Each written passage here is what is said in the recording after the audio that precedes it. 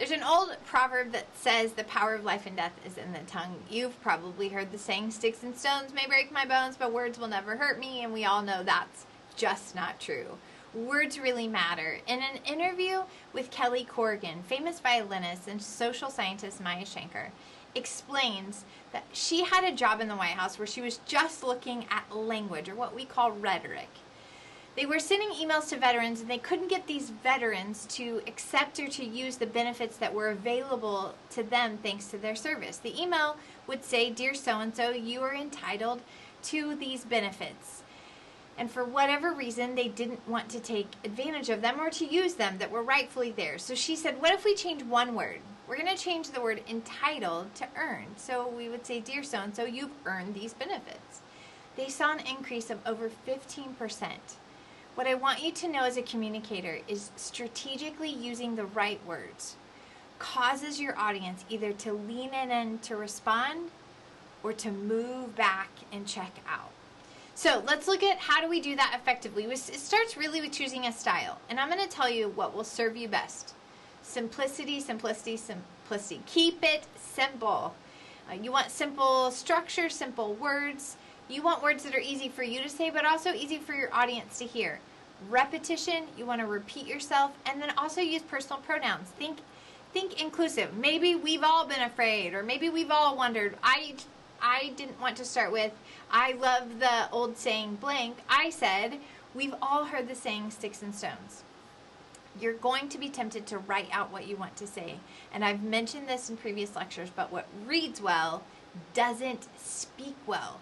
And it's a little bit more difficult for your audience to connect. All right, I have a picture behind me. Has nothing to do with words, although we all know that a picture is worth 1,000 words. There are brushstrokes used in this picture, and I couldn't tell you what they're called. My kids probably could. But if we went to an art museum, an artist would say, "Ooh, I know what technique they use there." Now, when it comes to speeches, give me any famous speech or a politician's address, and I can tell you, I know what technique they use there. And I want to let you in on some of those too, so that you can use them when you are writing an impactful speech. All right, first let's start with the ones you have learned in English. Simile, metaphor, analogy. I'm going to give you some examples of this. Simile just means comparing two things using like or as. You might say, the manager stormed in like a tornado to the office. Maybe you're telling a story. It's better than just saying the manager walked in angry, right? He stormed in like a tornado. That gives us an image. All right, let's look at two things, metaphor and analogy. The metaphor that education is the key to success I love. So maybe you get asked to speak at your high school and you're going to come back and go, "Hey, education is the key." Now, we're going to say it's a key, but an analogy means I'm going to expand and elaborate on that a little bit. So I'm going to talk a little bit in my presentation about how it helps you unlock doors that might not otherwise ever be open to you. I don't want you to get locked out. So I'm going to use that language of the key throughout a presentation. That's an analogy. All right, we want concrete over abstract. We want to be specific because it helps our audience's brains engaged. I don't want to say the old road needed repair. I may say the gravel road was pitted with muddy craters. It needed to be fixed, right? Those gravel words create an image in your brain. Muddy creates an image in your brain. Another example is you might say, "Oh, we all got in the car." But instead you might say, "We piled into this rusty yellow two-door Volkswagen."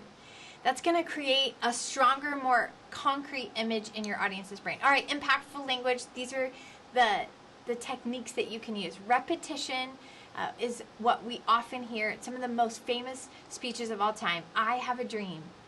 I have a dream." Simple language, but repeated over and over. We also, when we talk about repetition, there are two techniques that are in your textbook, epiphora and anaphora. That means we're repeating a phrase either at the end of a sentence or at the beginning. Great example of this is "Blessed are the poor in spirit. Blessed are the meek." Blessed are the is the phrase that we're repeating at the beginning over and over. All right, let's talk a little bit about one of my favorites, and that's alliteration, right? Reduce, reuse, recycle has been around forever. There were other words they could come up with it, but they knew people would remember if they used alliteration. We also have, I did a talk at a banquet for gymnasts. And I wanted to find ways to help them get to the next level because most of them were trying to get to level up. So I talked about 3 L's, 3 strategies for leveling up. They all started with L because I love alliteration. I also know it's easy for my audience to follow.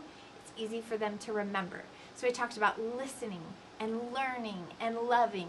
All right.